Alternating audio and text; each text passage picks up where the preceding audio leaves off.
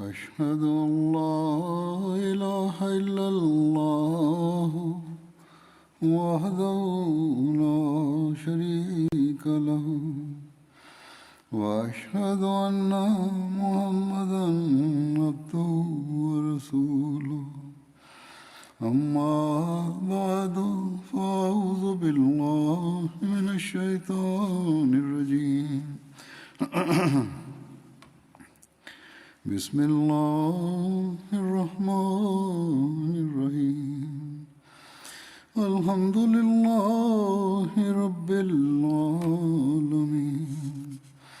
الرحمن الرحيم مالك يوم الدين إياك نعبد وإياك نستعين اهدنا الصراط المستقيم صراط الذين أنعمت عليهم غير المغضوب عليهم ولا الضالين.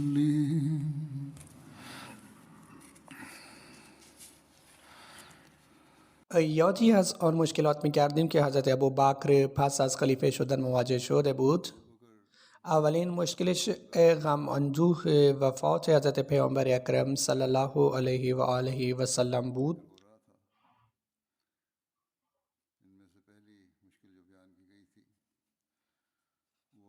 اگرچه هر مسلمان این غم فراق را داشت، ولی بیشتر از همه حضرت ابوبکر آن را داشت، زیرا که پیوندش با ایشان از زمان بچگی و طفولیت برقرار بود و علاوه بر این وفاداری و ادراک عمیق بیعت با آن حضرت که وی داشت هیچ کسی دیگر نداشت، ولی با وجود آن در آن هنگام شجاعت بزرگی از خود ابراز نمود و ایمان خود را در عمل نشان داد. این نکته بیان شد که اولین موقع بسیار حساس و هولناک داغ وفات حضرت پیامبر اکرم صلی الله علیه و آله و سلم بود که در اثر آن صحابه از غم دیوانه می شدند و به سبب این غم و اندوه ناگهان هیچ کسی بر خود کنترل نداشت، زیرا اصلا نمی توانستند جدایی و فراق حضرت پیامبر اکرم صلی الله علیه و سلم را حتی تصور هم بکنند. پس این حادثه وفات حضرت پیامبر اکرم صلی الله علیه و آله و سلم چنان شدیداً دردناک بود که اصحاب کبار از فرط غم حواس خود را از دست داده بودند. فردی شجاع همچون حضرت عمر هم به سبب عشقش به آن حضرت آنچنان حال نامساعدی داشت که شمشیر به دست گرفت و گفت که اگر کسی بگوید که محمد صلی الله علیه و آله و سلم در گذشته‌اند، سرش از تن جدا میکنم. و این آنچنان رفتاری بود که در نتیجهش مسلمانان دچار حالت شک و تردید شدند که آیا واقعا حضرت پیامبر اکرم صلی الله علیه و آله و سلم فوت کرده اند یا نه.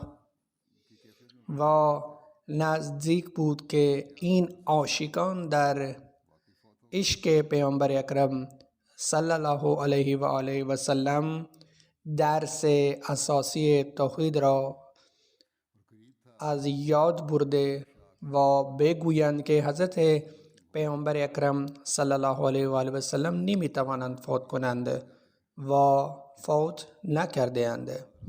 در این چنین شرایط حضرت ابوبکر به مسجد تشریف آوردند و خطاب به تمام مردم که در آنجا جمع شده بودند فرمودند: ای مردم، من کان منکم یعبد محمدن فان محمدن قد مات و من کان منکم یعبد الله فان الله حی لا یموت. که هر کسی که محمد رسول الله صلی الله علیه و آله را می پرستید بداند که محمد صلی الله علیه و سلم در گذشته اند و هر کسی که به خدا عشق می ورزید خوش باشد که خدای تعالی حی و زنده است و هیچگاه دچار مرگ نمی شود. پس حضرت ابوبکر با وجود بی نهایت عشقی که به حضرت پیامبر اکرم صلی الله علیه و سلم داشتند و هیچ کسی در آن نمیتواند رقیبش باشد، و درس از توحید داد و سپس فرمودند و ما محمد الا رسول قد خلت من قبله رسل افئن مات او قتل انقلبتم علی اعقابکم، که محمد صلی الله علیه و آله و سلم فقط پیامبر خدا بودند و قبل از ایشان تمام پیامبرانی که بودند همگی فوت کردند. پس ایشان چرا نباید فوت کنند؟ اگر ایشان فوت کنند یا کشته شوند، آنگاه آیا عقب کرده و اسلام را رها میکنید؟ پس بدین طریق حضرت ابوبکر با کمال شجاعت و حکمت در اون شرایط غم و اندوه به صحابه قوت قلب داده و بر دل زخمی نشاق اندوهناک مرهم گذاشت و همینطور امارت لرزان توحید را نیز محکم کرده.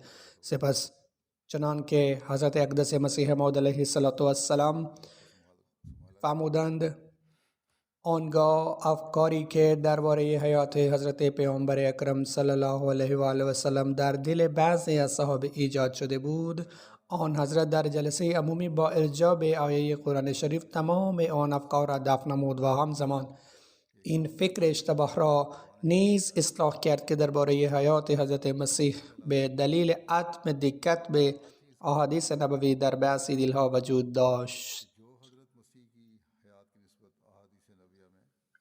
دومین کار بزرگ حضرت ابوبکر در هنگام انتخاب خلافت است و آن برقراری اتحاد و وحدت در امت اسلامی می باشد.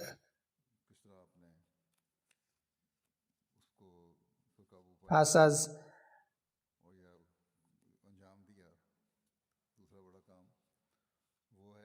از وفات حضرت پیامبر اکرم صلی الله علیه و آله و سلم احتمال فتنه دیگر که به وجود آمده بود در سقیف بنو سعد جمع شدن انصار بود و در ابتدا چنان می نمود که انصار به هیچ وجه یکی از مهاجران را به عنوان امیر یا خلیفه قبول نخواهند کرد و مهاجران از انصار هیچ کسی را به عنوان خلیفه قبول نخواهند کرد و نزدیک بود که با سخنرانی‌های مخالف هم نوبت به شمشیر کشی بکشد.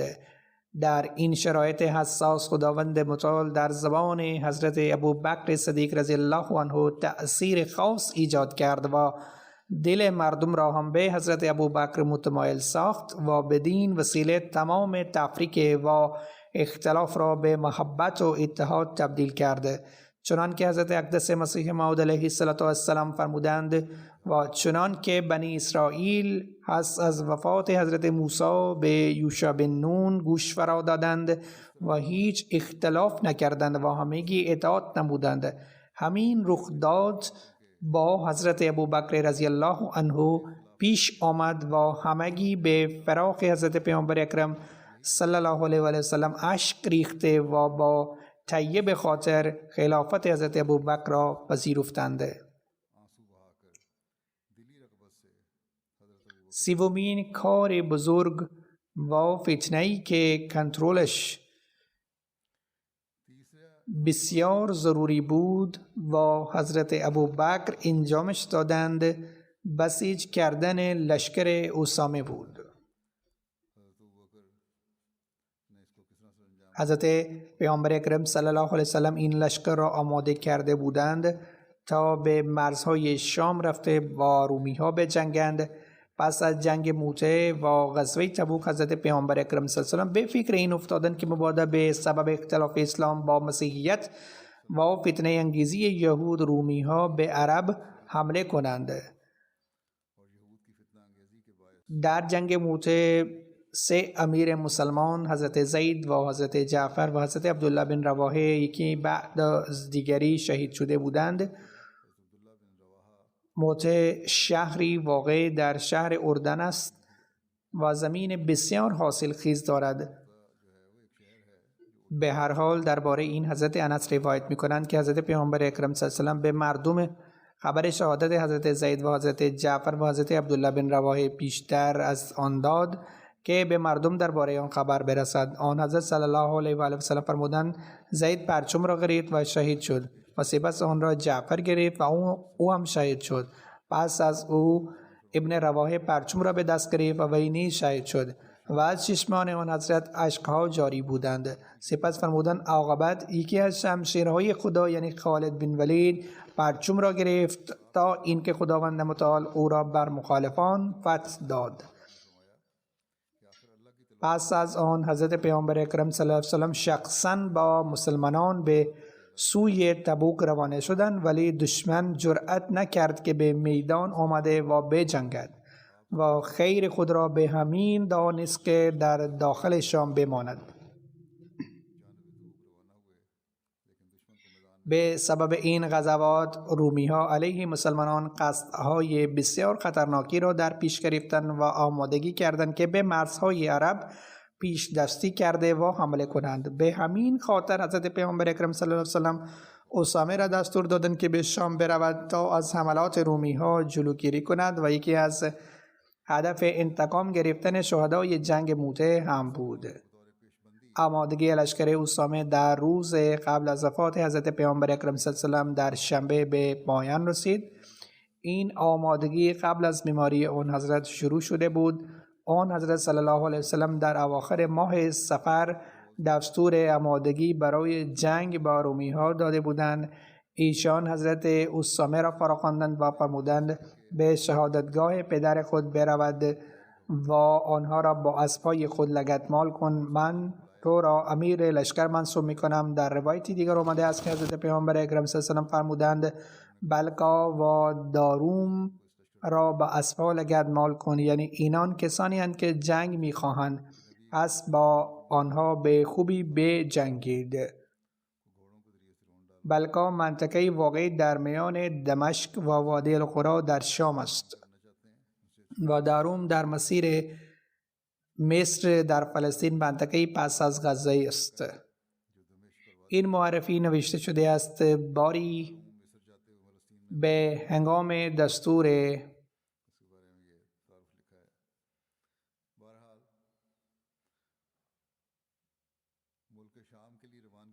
حرکت دادن به سوی شام، آن حضرت فرمودند علی صبح به اهالی ابنا حمله کنید. ابنا نیز در شام نام منطقه‌ای به سمت بلقا است و سفر خود را سریع طی کنید تا قبل از رسیدن خبرتان به آنها به آنجا برسید. پس اگر خدای تعالی را پیروز گرداند در آنجا زیاد نمانید و به همراه خود افراد دلیل و راهنما را ببرید و مخبران و جاسوسان خود را جلوتر بفرستید. سپس حضرت پیامبر اکرم صلی الله علیه و سلم و دست خود برای حضرت اسامه پرچم بستند و گفتند به نام خدا در راه جهاد کنید و با او بجنگید که خدا را انکار کرد. حضرت اسامه با این پرچم بسته شده توسط حضرت پیامبر اکرم صلی الله علیه و آله و سلم در آمد و آن را به حضرت بریده بن حصیب سپرد و لشکر را بر مقام جرف جمع کرد. جرف جایی به مسافت 3 مایل در شمال مدینه است. به هر حال از مهاجران و انصار هیچ کسی نماند مگر برای این جنگ احضار شد و در میانشان حضرت ابوبکر، حضرت عمر، حضرت ابو عبیده بن جراح، حضرت سعد بن ابی وقاص، حضرت سعید بن زید، حضرت قتاده بن نعمان و حضرت سلمہ بن اسلم رضی الله عنه نیز بودند. بعضی افراد شروع به این صحبت کردند که یک پسر بچه بر مهاجران سابق امیر منصوب شده و به سبب این سخن حضرت پیامبر اکرم صلی الله علیه و سلم به شدت عصبانی شدند. آن حضرت سر خود را با دستمال بسته و یک چادر گرفته بودند. آن حضرت در همان حال به منبر رفتند و خدا را حمد و ستایش گفتند و فرمودند ای مردم، صحبت‌های بعضی از شما راجع به امارت اسامه به من رسیده است و اگر به انتصاب امیرش اعتراض کرده اید قبل از او وقتی پدرش را امیر گماشته بودم آن زمان هم اعتراض کرده بودید. به خدا قسم او سزاوار امارت بود و پس از او پسرش هم سزاوار امارت است. وی از میان آن کسانی بود که به من بیشتر از همه عزیزند. و همانا این هر دو نفر چنین هستند که هر نوع نیکی و خیر را میتوان از آنها امکان پذیر دانست. پس نسبت به اسامه به خیر نصیحت میکنم، زیرا او از میانتان جزو بهترین افراد است. این 10 ربیع الاول و روز شنبه بود، یعنی 2 روز قبل از وفات حضرت پیامبر اکرم صلی الله علیه و سلم. مسلمانی که به همراه حضرت اسامه روانه می شدند و حضرت پیامبر اکرم صلی الله علیه و سلم خداحافظی کرده بود و به مقام جرف به لشکر ملحق می شدند. بیماری حضرت پیامبر اکرم صلی الله علیه و آله و سلم شدت گرفت، اما آن حضرت تاکید داشتند که لشکر اسامه فرستاده شود. در یک شنبه درد حضرت پیامبر اکرم صلی الله علیه و سلم بسیار زیاد شد. حضرت اسامه از لشکر بازگشت و حضرت پیامبر اکرم صلی الله علیه و سلم در حال بیهوشی بودند. آن روز به آن حضرت دارو دادند. حضرت اسامه سر خود را خم کرد و حضرت پیامبر اکرم صلی الله علیه و آله و سلم را بوسید. آن حضرت نمی توانستند صحبت کنند، ولی آن حضرت هر دو دست خود را به سوی آسمان بلند کرده و روی سر حضرت اسامه می گذاشتند. حضرت اسامه می گوید که من فهمیدم که آن حضرت برایم در حال دعایند. پس از آن حضرت اسامه به لشکر بازگشتند. در دوشنبه حضرت اسامه درباره بدیدن حضرت پیامبر اکرم صلی الله علیه و آله آمدند. از شدت بیماری آن حضرت کاسته بود. ایشان به حضرت اسامه فرمودند به لطف و برکت خدا حرکت کنید. حضرت اسامه از حضرت پیامبر اکرم صلی الله علیه و آله مرخص شده به سمت لشکر خود آمدند و به مردم دستور حرکت دادند. هنوز فقط قصد کوچ کرده بود که از طرف مادرش ام ایمن فردی این پیام آورد که به نظر می رسد که حیات حضرت پیامبر اکرم صلی الله علیه و آله رو به پایان است. آنگاه حضرت اسامه در خدمت حضرت پیامبر اکرم صلی الله علیه و آله حاضر شد و حضرت عمر و حضرت ابو عبیده هم به همراهش بودند. آن حضرت در حال احتضار بودند. در 12 ربیع الاول روز دوشنبه پس از غروب آن حضرت از این دنیا کوچ کردند و به سبب آن لشکر مسلمانان از جرف به مدینه بازگشتند و حضرت بریده بن حصیب پرچم حضرت اسامه را آورد و بر در حضرت پیامبر اکرم صلی الله علیه و آله و سلم کوبید. به روایتی لشکر حضرت اسامه به زیخش بود که حضرت پیامبر اکرم صلی الله علیه و سلم درگذشتند. این مکان نیز نام وادی است که از مدینه به مسیر شام به هر حال وقتی که با حضرت ابوبکر بیعت انجام گرفت، حضرت ابوبکر حضرت بریده بن حصیب دستور داد که با پرچم به منزل اسامه برود و به سوی مقصد خود حرکت کند. حضرت بریده پرچم را به جای قبلی لشکر آورد. تعداد این لشکر 3000 گفته می شود و به روایتی دیگر حضرت اسامه به همراه 700 نفر به سوی شام رفت. و در روایتی وارد شده است که در روز دوم از وفات حضرت پیامبر اکرم صلی الله علیه و سلم و حضرت ابوبکر اعلام کرد که مأموریت اسامه به تکمیل رسانده خواهد شد و هیچ کسی حق ندارد که از لشکر اسامه در مدینه باقی بماند. پس همگی در جرف به لشکر ملحق شوید. پس از وفات حضرت پیامبر اکرم صلی الله علیه و آله و سلم در تمام عرب اعم از قاس و عوام تقریبا در هر قبیله فتنه ارتداد پر کشید و نفاقاشان بروز یافت. آنگاه یهود و نصارا هم شروع به گردن کشی کردند.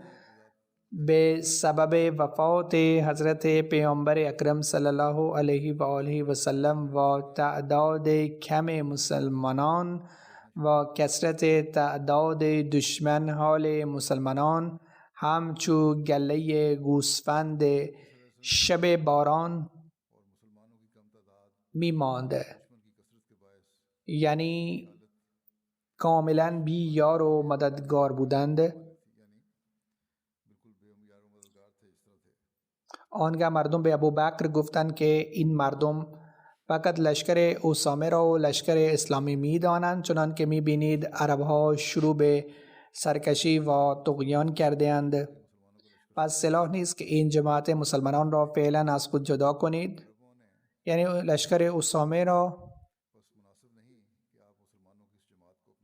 نفرستید. آنگاه حضرت ابوبکر فرمود سوگند به ذاتی که جانم به دست اوست، اگر مطمئن هم باشم که درندگان مرا دورند باز درباره لشکر اسامه دستور پیامبر خدا را به اجرا میگذارم. در روایت دیگر آمده است که حضرت ابوبکر فرمود سوگند به ذاتی که غیر از او هیچ کسی سزاوار پرستش نیست، چنان که پاهای ازواج مطهرات حضرت پیامبر اکرم صلی الله علیه و سلم را سگها در مدینه کشند، باز این لشکر را حضرت پیامبر اکرم صلی الله علیه و سلم را اعزام کرده‌اند، دستور بازگشت نمیدهم و آن پرچم را باز نمی کنم که حضرت پیامبر اکرم صلی الله علیه و سلم بسته بودند. در این راستا حضرت مسلم تعریف می کنند که پس از وفات حضرت پیامبر اکرم صلی الله علیه و سلم تمام عرب رو به ارتداد گذاشتند و افرادی شجاع همچون حضرت عمر و حضرت علی هم با دیدن این فتنه نگران شدند. حضرت پیامبر اکرم صلی الله علیه و سلم نزدیک به وفات خود لشکری برای حمله به منطقه رومی آماده کرده بودند و حضرت اسامه را فرمانده آن منصوب کرده بودند. این لشکر هنوز حرکت نکرده بود که حضرت پیامبر اکرم صلی الله علیه و سلم از این دنیا کوچ کردند و به سبب آن وقتی عربها مرتد شدند صحابه فکر کردند که اگر لشکر اسامه در چنین بغاوت به طرف منطقه روم گسیل شد، در مدینه بچه ها و پیرها و زنها باقی خواهند ماند و اسباب حفاظت مدینه از میان خواهند رفت. پس اصحابه پیشنهاد دادند که یک هیئت مشتمل بر اصحاب کبار باید در خدمت حضرت ابوبکر رضی الله عنه برود و ازش درخواست بکند که وی اعزام این لشکر را به تعویق بیاندازد تا اینکه بغاوت فرو نشانده بشود. پس حضرت عمر به چند تن از اصحاب سرشناس در خدمت حضرت ابوبکر باریاب شدند و این درخواست مزبور را ارائه دادند. وقتی حضرت ابوبکر صدیق این سخن را شنید عصبانی شد و به آن هیئت این پاسخ داد که آیا می‌خواهید که بعد در گذشته ایشان صلی الله علیه و سلم پسر ابوقحافه این اقدام بکند که لشکری که برای اعزام آن ایشان صلی الله علیه و سلم دستور داده بودند به تعویق بیاندازد؟ سپس وی فرمود سوگند به خدا اگر سپاه دشمن وارد مدینه بشود و سگها جسدهای زنهای مسلمانان را بیکشند، با وجود این لشکری را که تصمیم اعزام آن حضرت صلی الله علیه و سلم گرفته بودند متوقف نخواهم کرد. حضرت ابوبکر به این دلیل این جرأت و شجاعت را از آن خود نشان دادند چون خدا فرموده بود محمد رسول الله صلی الله علیه و سلم والذین معه اشداء علی الکفار، همچنان که حتی اگر سیم معمولی هم با برق متوصل بشود در آن نیروی فوق‌العاده ایجاد می شود. همین طور ناشی از ارتباط با پیامبر اکرم صلی الله علیه و سلم پیروان ایشان نیز مصداق این آیه یعنی اشداء علی الکفار شدند. حضرت اقدس مسیح موعود علیه السلام راجع به اعزام لشکر اسامه در اثر خود به نام سر الخلافه بیان می فرمایند. ابن اسیر در تاریخ خود نوشته است هنگامی که پیامبر اکرم صلی الله علیه و سلم درگذشتند و این خبر در مکه پیچید و به فرمانروای مکه به نام عتاب بن اسید رسید و مخفی شد و مکه لرزید و نزدیک بود که ساکنین آنجا مرتد بشوند و نوشته است که از هر قبیله عامه مردم یا خاص راه ارتداد را اختیار کردند و نفاق آشکار گشت و یهودیان و ترسایان گردنهای خود را برداشته چشمهای خود را دوختند و به علت وفات پیامبر و بنابر قلت تعداد خود و کثرت تعداد دشمن وضعیت مسلمانان همچون بزها و گوسفندها گشت که سختی های شب بارانی را تحمل کرده بودند و با همه این مردم به حضرت ابوبکر گفتند که آنان یعنی دشمن محض لشکر اسامه را جهت لشکر گوسفند گشت، یعنی سختی های شب بارانی را تحمل کرده بودند و با همه این مردم به حضرت ابوبکر گفتند که آنان یعنی دشمن به محض لشکر اسامه را جهت لشکر مسلمانان برداشت کرده بودند و همچنان که میبینید اعراب سرکشی کردند، پس مناسب نیست که این جماعت مسلمانان را از خود جدا بکنید. آن موقع حضرت ابوبکر فرمود سوگند به ذاتی که جانم در دستش است که حتی اگر مطمئن هم بودم که درندگان برا خواهند را بود، در آن صورت نیز به حتم طبق که دستور پیامبر اکرم صلی الله علیه و سلم لشکر اسامه را گسیل خام کرد.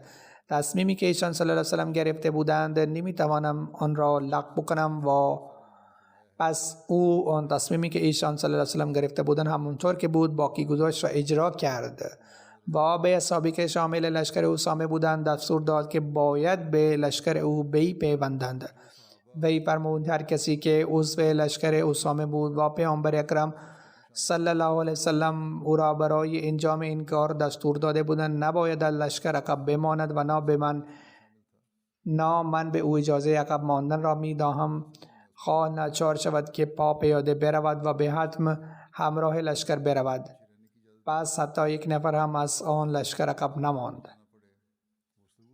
به هر حال آن لشکر بار دیگر برای حرکت آماده شد. بعضی اصحاب به دلیل شرایط بحرانی بار دیگر مشوره داد که در شرایط فعل اعظام این لشکر باید به تعویق انداخته شود. طبق یک روایت حضرت اسامه به حضرت عمر گفت که در خدمت حضرت ابوبکر برود و ازش درخواست کند که اعظام این لشکر را به تعویق بیندازد تا ما علیه مرتدین بر سر پیکار بشویم و خلیفه رسول و حرم رسول و مسلمانان را از هجوم های مشرکین مسون نگه داریم.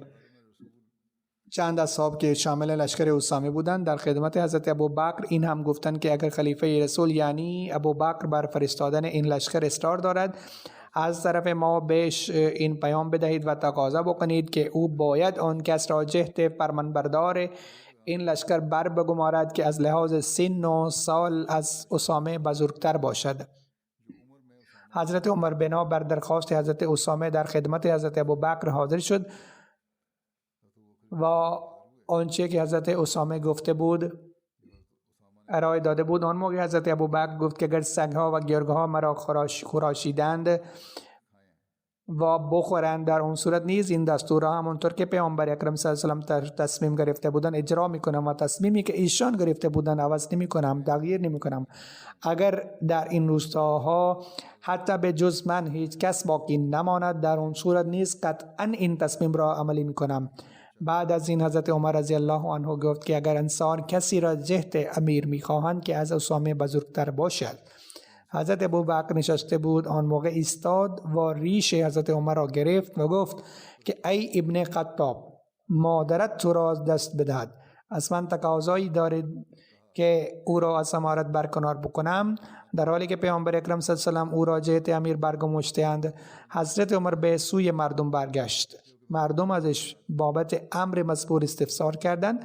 حضرت عمر فرمودند که از اینجا بروید، مادرهایتان شما را از دست بدن، یعنی آنها را سرزنش کردند و اظهار ناخرسندی کردند که به سبب شما امروز از طرف رسول خدا صلی الله علیه و سلم هیچ خیر و برکت را نیافتم، یعنی از سخن من خوشش نیامدند. هنگامی که مطابق به دستور حضرت ابوبکر لشکر اسامه در مقام جرف گرد آمد، حضرت ابوبکر شخصا آنجا تشریف بردند و لشکر را بررسی کردند و نظم دادند.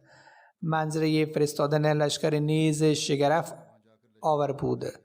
حضرت اسامه روی مرکب سوار بودند در حالی که ابوبکر با پیاده می رفت. حضرت اسامه عرض کرد که یا رسول الله، باید سوار بشوید یا من نیز دارم پایین می آیم. حضرت ابوبکر فرمود سوگند به خدا، نه تو پایین می آیی و نه من سوار می شوم. به من چیز که پاهایم را برای ساعت در راه خدا گرد آلود نکنم، چون کسی که در راه خدا شامل غزوه می شود وقتی گامی بر می دارد در قبال آن در حقش 700 نیکی نوشته می شود، در 700 درجه ترفیع داده می شود و از 700 بدی و زشتی نجات بیابد. سپس حضرت ابوبکر به حضرت اسامه گفت که اگر مناسب دانی. حضرت عمر برای این کار اجازه داد. سپس هرگاه که حضرت عمر حضرت اسامه ملاقات کرد، حتی بعد از این که به منصب خلافت رسید، او را اینطور مخاطب میکرد که السلام علیکم ایها الامیر.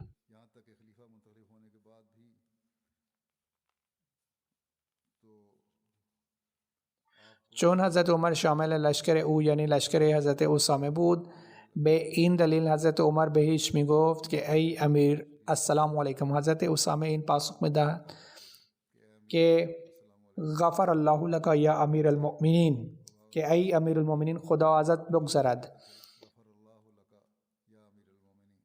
به هر حال بعد از این امر مذکور است که در پایان حضرت ابوبکر لشکر را مخاطب کرده فرمودند من به شما بابت 10 امور نصیحت میکنم: خیانت نکنید، از اموال غنیمت اختلاس نکنید، پیمان شکنی نکنید، مصلح نکنید، یعنی نباید گوش و بینی کسی را ببرید و چشمه های کسی را در نیاورید و چهره کسی را مسخ نکنید و بچه ها را نکشید و نه بزرگ سالان و زنان را و نه درخت های خرما را و نه درخت های میوه دار را ببرید و نه بز و گاو و شتر را ذبح کنید الا برای خوردن. و شما از کنار کسانی رد خواهید شد که آنها خودشان را در کلیساها وقف کردند، آنها را بر حالشان رها کنید، یعنی به راهبان و کشیشان مسیحی دست نزنید. و نزد کسانی خواهید رفت که غذاهای گوناگون در ظروف به شما پیشکش خواهند کرد، باید به نام خدا آنها را بخورید. اینطور نیست که آنها در خدمت شما غذا تقدیم بکنند و شما به سبب این کار که آنها را از خوردن آن دست بکشید. با قرائت بسم الله بخوانید و بخورید. همینطور با کسانی برخورد میکنید که موهای سرشان از میان تراشیده میشوند، موهای خودشان را به هر 4 سو همانند نوار گذاشته بودند، باید با شمشیر به آنها برسید. در مورد اینها روایت متعدد وجود دارند. این امر نقل شده است که گروهی از مسیحیان بود که راهب نبودند اما رهبران دینیشان بودند و برای جنگ علیه مسلمانان برمی اندیختند و در جنگ ها شرکت نیز داشتند.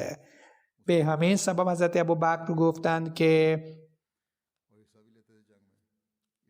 کشیشان که داخل کلیسا می باشند نباید به آنها دست بزنید و با آن مبارزه نکنید، اما با مردم نوع دوم، با کسانی که پیرویشان هستند، باید با آنها بجنگید و چون آن مبارز هم هستند و هم برای جنگ برمی انگیزند. حضرت ابوبکر فرمود که به نام خدا روانه بشوید، خدا شما را از هر نوع زخم و بیماری و از طاعون مسون نگه دارد.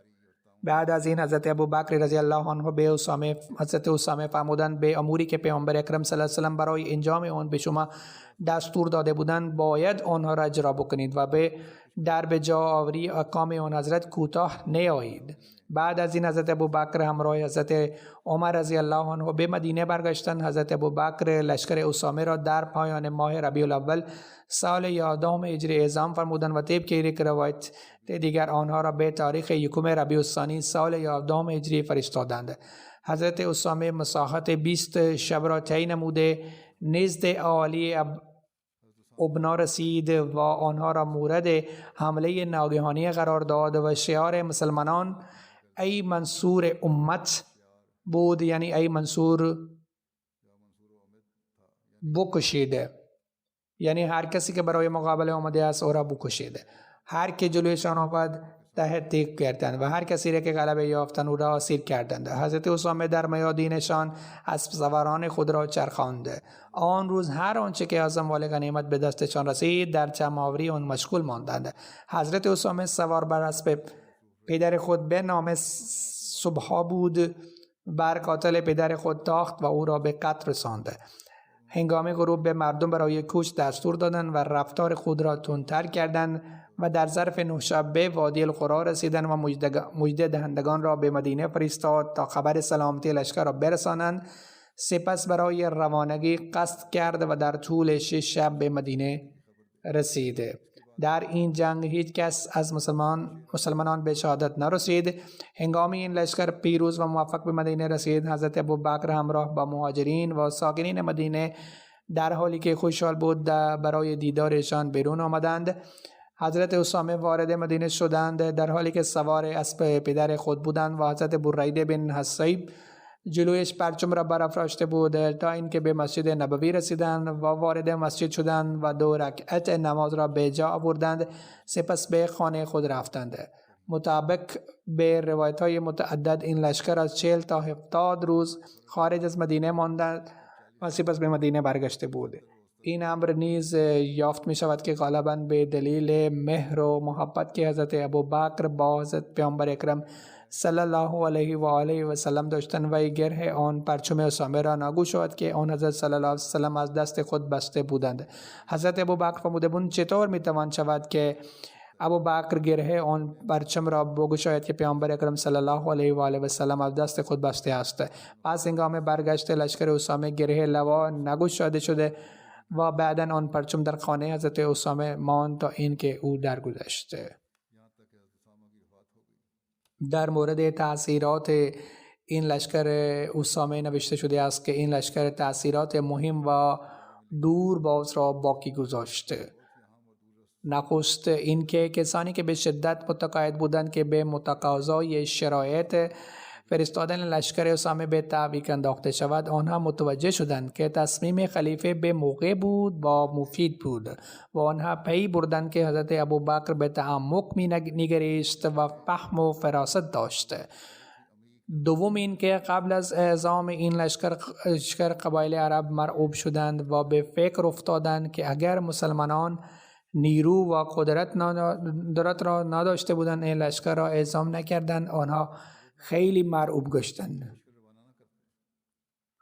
سومین این که نیروهای خارجی به ویژه رومیان که بر مرزهای عرب چشم دوخته بودند از مسلمانان بیمناک شدند. رومیان به فکر افتادند که اینها چه نوع مردم هستند که با وجود اینکه پیامبرشان درگذشته دارند بر کشور ما هجوم بیاورند. یک کارشناس معروف و مشهور آموزشی و مستشرق بریتانیایی به نام سر توماس واکر آرنل راجع به لشکر اسامه می نویسد. ترجمه آن بدین قرار است: بعد از درگذشت پیامبر اکرم صلی الله علیه و آله و سلم، ابوبکر لشکر اسامه را که پیامبر اکرم صلی الله علیه و سلم قصد داشتند که آن را به سوی شام بفرستند اعزام کرد. با اینکه به سبب شرایط بحرانی در عرب بعضی مسلمانان از این تصمیم اختلاف داشتند، اما ابوبکر این تردیدشان را از این قول خود فرو نشاندند که من هیچ دستور پیامبر اکرم صلی الله علیه و سلم را به تعویق نخواهم انداخت، خواه مدینه صید درندگان جنگلی بشود. در آن صورت نیز این لشکر آرزوهای رسول خدا را برآورده خواهد کرد. این اولین پیکار از آن جنگ ها بود که توسط آن مسلمانان نشان ایران و افریقای شمالی را تحت تصرف خود درآوردند و سلطنت قدیم فارس را از بین بردند و چنگ سلطنت روم عمده ترین استانهای آن سلطنت را درآورد. همینطور جای دیگر این رخداد اینطور نقل شده است که در دایره المعارف اسلام در رابطه با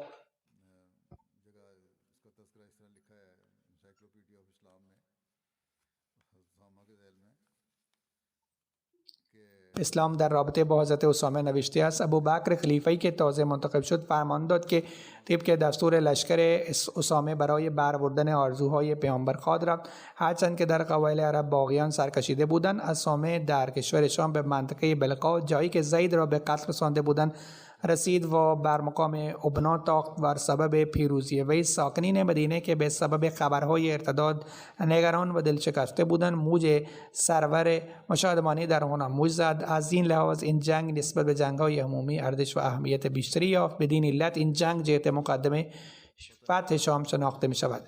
علاوه بر این، یک چالش دیگری که حضرت ابوبکر روبروی آن شد فتنه منکرین و مانعین زکات بود. وقتی خبر درگذشت پیامبر اکرم در سایر عرب پیچید، هر سو آتش ارتداد و بغاوت شعله ور شد. علامه ابن اسحاق میگوید هنگام وفات پیامبر اکرم به جز دو عالی مسجد یعنی مکه و مدینه، تمام عرب راه ارتداد را اختیار کرد. بعد از درگذشت رسول خدا ساکنین مکه مرتد نشدند. شرح این ماجرا اینطور نقل شده است که سهیل بن عمر که به موقع فتح مکه اسلام آورده بود، در غزوه بدر در حالی که کافر بود به اسارت مسلمانان در آمد. او روی لبهای خود نشان زده بود. آن موقع حضرت عمر در خدمت پیامبر اکرم صلی الله علیه و آله عرض کرد که یا رسول الله، دو دندان پیشین مرکزیش را در بیاورید. به جایی که او نشان زده است او هیچ وقت نخواهد توانست به قصد سخنرانی علیه آن حضرت صلی الله علیه و سلم بیستد. ایشان صلی الله علیه و آله و سلم فرمودند ای عمر، رهایش کن، قریب است که او بر مقامی بیستد که تو به او ستایش بکنید.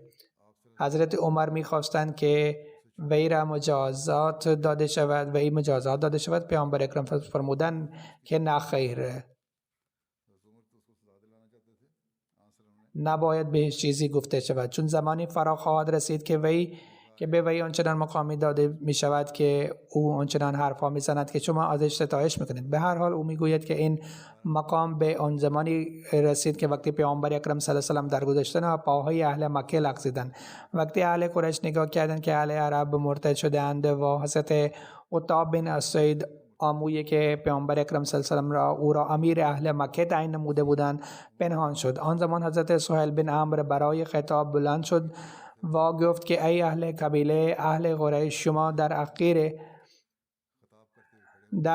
اخیر اسلام قبول کردید، اما اکنون نخستین کسانی نشوید که راه ارتداد اختیار کرده باشید.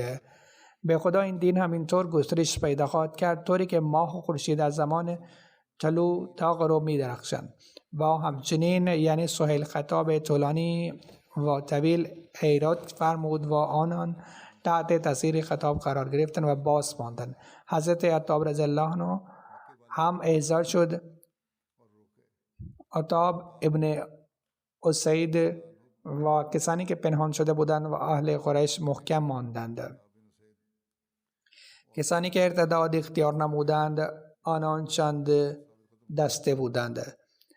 کسی در مورد سیرت حضرت ابوبکر نوشته از آنان ذکر کرد و نوشت که ارتداد هم چند نوع دسته بوده. برخی کلاً اسلام را ترک نموده بودند و بت پرستی و سنیت اختیار نموده بودند و برخی ادعای نبوت کرده بودند و برخی از اسلام منحرف شده بودند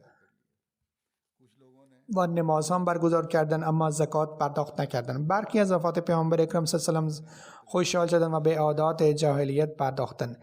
برخی متحیر شدند و منتظر این بودند که چه کسانی غلبه پیدا میکند. شرح این تمام ماجرا را علمای سیرت و فقه نوشته‌اند. اما خطابی میگویند که مرتدین دو نوع بودند. نخستین کسانی بودند که از دین راه ارتدا ورزیدند و به کفر برگشتند. از این فرقه دو گروه به وجود آمده. گروهی از کسانی بود که به مسیلمه کذاب و اسود عنسی ایمان آوردند. آنان از نبوت آنان تصدیق کردند و از نبوت پیامبر اکرم صلی الله علیه و سلم انکار ورزیدند.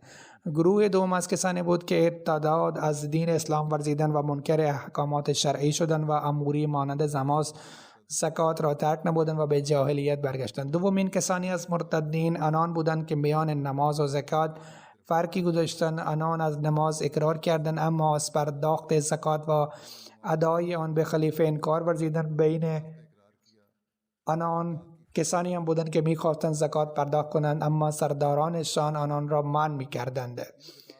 این انواع مرتدین که قابل قبول است از قاضی عیاض بیان شده، اما او سه نوع بیان کرده است. یکی کسانی بودند که بت پرستی اختیار نموده بودند و دومین کسانی بودند که از مسیلمه کذاب و اسود عنسی اقتدا کرده بودند.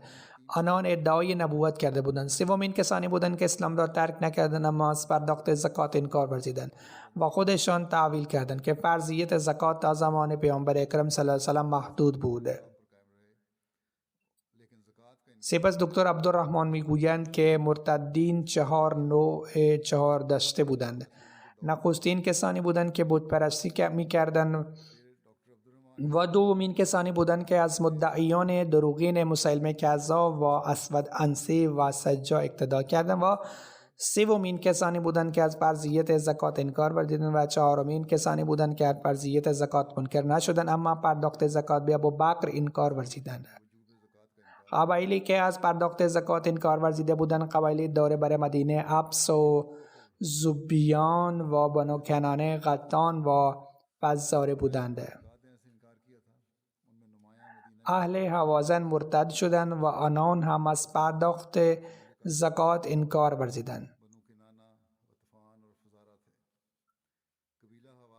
ذکر مشورت حضرت ابوبکر در مورد مانعین زکات این چنین است اومده است: حضرت ابوبکر اصحاب بزرگان را جمع کردند و مشورت کردند تا با مانعین زکات جنگ کنند. حضرت عمر بن خطاب مسلمان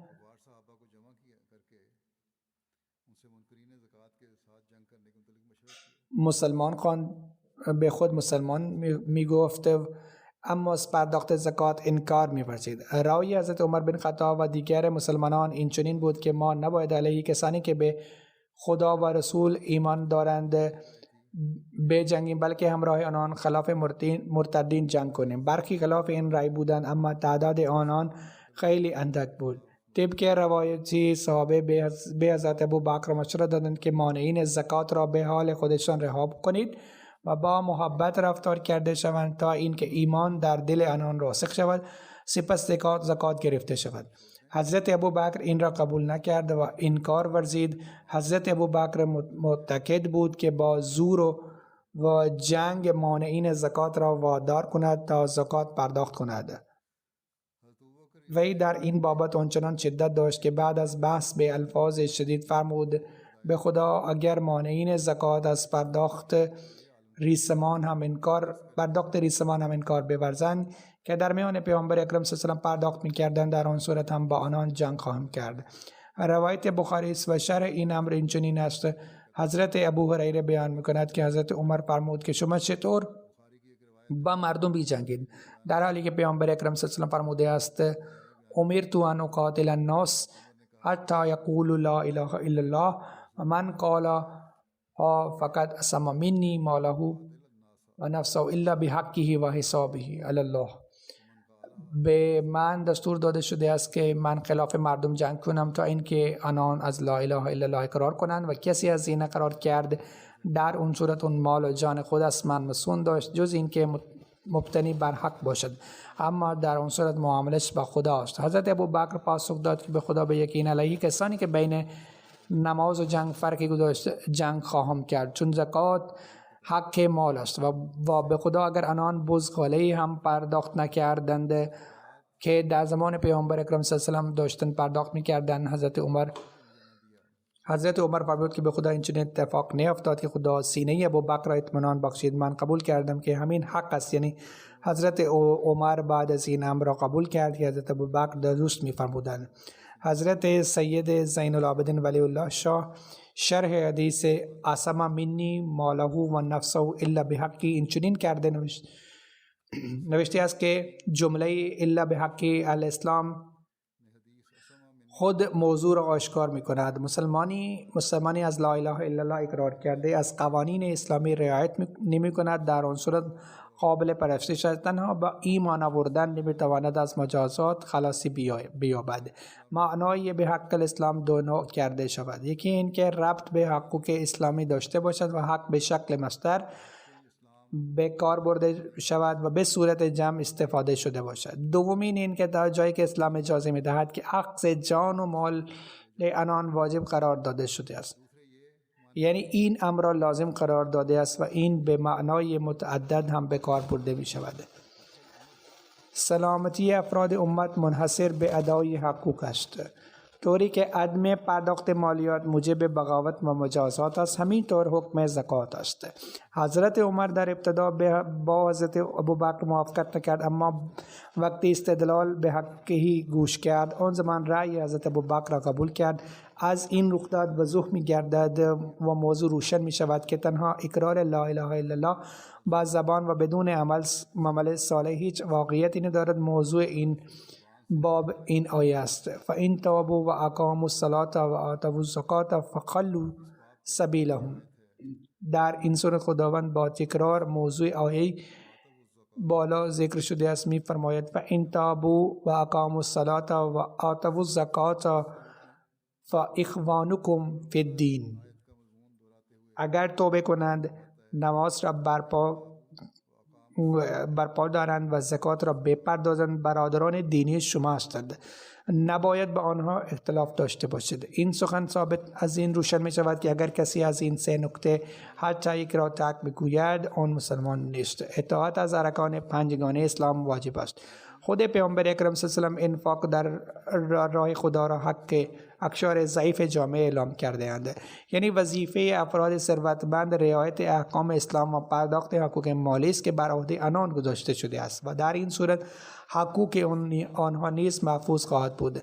کلمه الا به حقه به استدلال عمیق و وسعت نظر نظر حضرت ابوبکر رضی الله عنه را نشان می‌دهد. در نظر حضرت ابوبکر عدم پرداخت زکات قیام بود و کسی که زکات نمی‌دهد او دیگر عضوی از جامعه اسلامی نبود و مبارزه با این قیام لازم می باشد. در واقع اسلام می گوید که لا اکراه فی دین، در قبول دین اکراهی نیست، با گفتن آزادی در دین داده شده است. اما عضوی که ظاهرا مدعی اسلام است و به جامعه اسلامی تحت حمایت آن پیوسته و از برکات آن برخوردار است و از حقوق جمعی آن برخوردار می شود، اما وظایف و تکالیفی که اسلام به عنوان فردی از جامعه اسلامی بر دوش او گذاشته است انجام نمی‌دهد، آن شخص حق حمایت جمعی و پناهندگی را ندارد. هیچ حکومتی، هیچ دولتی در جهان افراد بی قانون و یاغی را تحمل نمی کند. نظام اسلامی زکات و صداقت در واقع مربوط به جامعه است، نه فردی. پیامدها و آثار آن نیز مربوط به جامعه است، نه فرد. بنابر روایتی در این مناسبت حضرت عمر رضی الله عنه گفت ای خلیفه پیامبر اکرم صلی الله علیه و سلم، با مردم رفتار مهربانی و نرمی کن. آنگاه حضرت ابوبکر به حضرت عمر گفت که تو در جاهلیت بسیار شجاع بودید و اکنون در اسلام چنین بزدلی از خود نشان بدهید. به هر حال در مورد جنگ با مخالفان زکات و عواقب آن که برای خویشاوندان و دیگران ظاهر شدند، روشن شدند، انشاءالله آینده بیان خواهم کرد. امروز نیز می‌خواهم در مورد وضعیت قانونی جهان بگویم. دعا کنید که خداوند متعال به دولت‌های هر دو طرف عقل و فهم مطابق کند و دست از کشتار مردم بکشند و در این حال این جنگ به ما مسلمانان عبرت می‌دهد که چگونه این اقوام یکی شدند، اما مسلمانان حتی با خواندن یک کلمه هم یکی نیستند. یک کشور را ویران کردن، عراق و شام و یمن را ویران کردن، به جای یکی بودن متحد شدن از طریق دیگران ویران میکنند و خودشان نیز آنان را ویران میکنند. خداوند امت مسلمانان را بیامرزد و مسلمانان را بیامرزد و این در این صورت ممکن است چون آنان بر امام زمان ایمان خواهند آورد که خداوند وی را برای همین مقصد فرستاده است. خداوند متعال آنان را عقل و شعور عطا کند و در این حال که اصلاح نفس کنند و برای جهان نیز دعا کنند و با استفاده از امکانات و وسایل خود دنیا را از جنگ باز دارند، نه که خود درگیر جنگ شوند.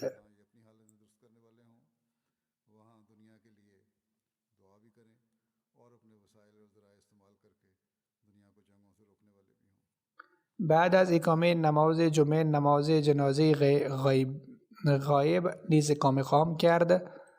متعلق به خانم سید قیصر ظفر هاشمی است و وی همسر ظفر اقبال هاشمی لاهور بود و در روزهای گذشته فوت کردند. ان الله و انا الیه راجعون. و این نوه صحابی حضرت مسیح موعود علیه السلام آقای سید محمد علی بخاری بود که در خانه سید نظیر احمد بخاری به دنیا آمدند و بعد از ازدواج در جاهای مختلف زندگی کردند. در سال 1961 ازدواج کردند. پس از آن در سال 1981 به ناحیه به نام علامه اقبال لاهور نقل مکان کرد. آنجا توفیق خدمت انجمن لجنه یافت و به عنوان رئیس و منشی خدمت انجام داد. او اهل روزه و نماز بود، نیک خواه، غمخوار، بسیار مهربان، نواز، شکیبا و شکرگزار بود. عشق و محبت و اطاعت بی‌نهایت نسبت به خلافه می داشت. بیشتر و بیشتر در تحریکات مالی شرکت می کرد. فراخوان مالی شرکت می کرد. اعانه‌اش را ابتدای سال پرداخت می کرد. به لطف خدا وصیت موسی بود. بازماندگان شامل به جز شوهر 5 پسر و 1 دختر می باشند. یک پسر محمود اقبال هاشمی اسیر راه خداست. در حال حاضر در زندان کمپ لاهور به سر می برد.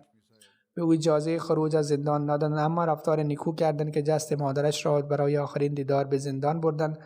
احمدی ها به دلیل استفاده از شاعر اسلامی آنقدر مجازات می شوند که حتی برای مراسم خاکسپاری از زندان آزاد نشدند، در حالی که قاتلان بزرگ اجازه خروج دارند. به هر حال خدا دولت‌های این کشور را بیامرزد. در ژوئین 2019 پرونده‌ای برای محمود قبال و 3 یارانش تشکیل شد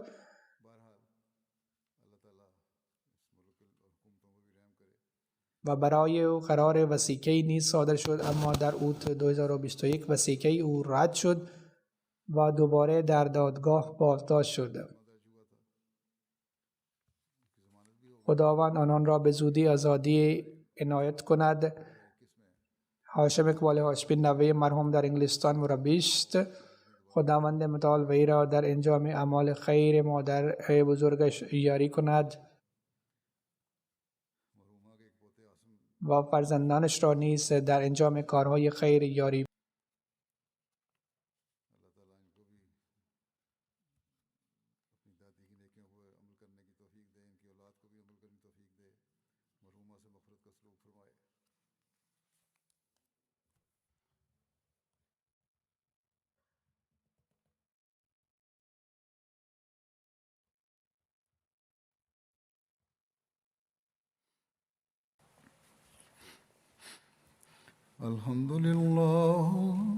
الحمد لله نحمده ونستعينه ونستغفره ونؤمن به ونتوكل عليه ونعوذ بالله من شرور أنفسنا ومن سيئات أعمالنا من يهده الله فلا مضل له ومن يضلل فلا هادي له ونشهد أن لا إله إلا الله ونشهد أن محمدا عبده ورسوله عباد الله رحمكم الله إن الله يأمر بالعدل والإحسان وإيتاء ذي القربى وينهى عن الفحشاء والمنكر والبغي يعظكم لعلكم تذكرون اذكروا الله يذكركم وادعوه يستجب لكم ولذكر الله أكبر.